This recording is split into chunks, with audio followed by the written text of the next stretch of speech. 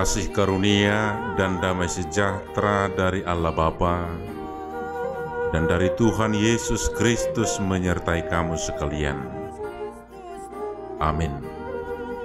Bapak, Ibu, saudara-saudara yang dikasihi Tuhan kita Yesus Kristus, firman Tuhan yang menyapa kita pada pagi hari ini, renungan harian Jumat tanggal 14 Mei 2021, tertulis dalam Kisah Para Rasul 1 ayat 8. Tetapi kamu akan menerima kuasa kalau Roh Kudus turun ke atas kamu, dan kamu akan menjadi saksiku di Yerusalem dan di seluruh Yudea dan Samaria dan sampai ke ujung bumi.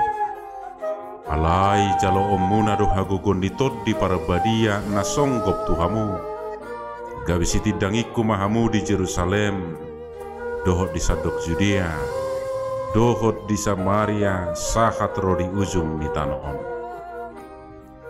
Bapak, Ibu, saudara yang dikasihi Tuhan kita Yesus Kristus, pesan ini disampaikan Yesus kepada murid-muridnya sebelum ia terangkat ke surga, supaya murid-muridnya menjadi saksi Kristus di Yerusalem, Yudea dan Samaria, dan sampai ke ujung dunia. Dan inilah pesan Yesus kepada kita pada saat ini, bahwa kita juga dipanggil menjadi saksi untuk memberitakan firman-Nya. Kuasa yang dimaksud dalam nas ini, dalam bahasa Yunani yang disebut dengan dunamis, bukanlah sekedar kekuatan atau kemampuan. Istilah ini khusus menunjuk kepada kuasa yang bekerja, yang bertindak. Orang percaya adalah saksi Kristus di tengah-tengah dunia ini. Menjadi saksi tentu kita harus mengenal dengan benar siapa yang hendak kita saksikan, agar kesaksian kita tidak salah.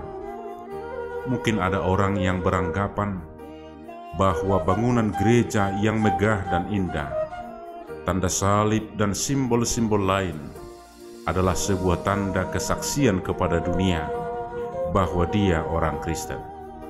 Namun yang dimaksud dalam nas ini sebagai saksi adalah mengimani Yesus Kristus sebagai Tuhan dan Juru Selamat, serta melakukan segala perintah-perintah-Nya dan memberitakan perbuatan-Nya yang ajaib. Tuhan bukan menggantungkan semuanya kepada kita ketika kita dipanggil menjadi saksi-saksinya, tetapi kita akan dimampukan melalui kekuatan Roh Kudus. Karena tanpa kekuatan dari Roh Kudus, kita tidak akan dapat berbuat apa-apa. Maka menjadi saksi Kristus harus lebih dulu dipenuhi oleh Roh Kudus. Yesus berkata kepada para murid, "Kalau Roh Kudus turun ke atas kamu, kamu akan menjadi saksiku di Yerusalem dan di seluruh Yudea dan Samaria dan sampai ke ujung bumi." Para murid diutus memulai kesaksian dari Yerusalem, Yudea, Samaria, dan sampai ke ujung dunia. Yerusalem adalah lingkungan yang paling dekat dengan murid-muridnya. Maka kita harus lebih dulu memulai kesaksian kita di lingkungan yang paling dekat dengan kita, yaitu keluarga kita sendiri. Sebagai seorang bapak, ibu, atau anak di tengah-tengah keluarga, harus menunjukkan cara hidupnya sebagai pengikut Kristus yang benar. Yudea menunjuk kepada ruang lingkup yang lebih luas, yaitu bukan hanya keluarga saja, tetapi menjangkau famili dan orang-orang di sekitar kita. Samaria, tempat yang bukan hanya didiami oleh orang Israel saja, tetapi sudah didiami oleh orang-orang dari bangsa lain. Oleh sebab itu, Samaria mempunyai arti bahwa kesaksian kita juga harus menjangkau orang-orang yang belum mengenal Yesus.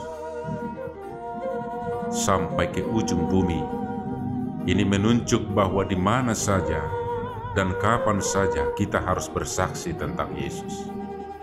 Tugas memberitakan Injil diberikan oleh Yesus sebagai keharusan.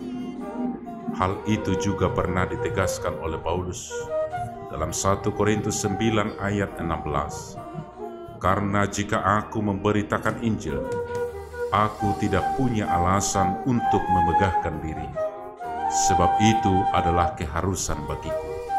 Celakalah aku jika aku tidak memberitakan Injil. Semua orang percaya terpanggil menjadi saksi Kristus. Semua orang percaya sebagai bangsa yang kudus, yang disebut imamat am orang percaya. Dalam 1 Petrus 2 ayat 9 dikatakan, tetapi kamulah bangsa yang terpilih, imamat yang rajani, bangsa yang kudus, umat kepunyaan Allah sendiri, supaya kamu memberitakan perbuatan-perbuatan yang besar dari Dia yang telah memanggil kamu keluar dari kegelapan menuju terangnya yang ajaib. Bersaksi tentang Kristus bukan hanya melalui khotbah, kata-kata, tetapi cara hidup kita menjadi kesaksian yang hidup. Dengan kata lain, sikap, perbuatan, dan tutur kata kita menunjukkan bahwa kita adalah saksi-saksi Kristus di tengah-tengah dunia ini. Amin, kita berdoa. Terima kasih Tuhan atas berkat penyertaan-Mu. Kami boleh menikmati hari yang baru pada pagi hari ini. Biarlah Tuhan memberkati kami dalam satu hari ini, dalam setiap aktivitas kami. Dan biarlah setiap yang kami lakukan, melalui setiap aktivitas kami boleh menjadi saksi-saksi Kristus di tengah-tengah dunia ini. Kuatkan kami Tuhan dan mampukan melalui Roh Kudus-Mu. Di dalam Kristus Yesus kami berdoa. Amin.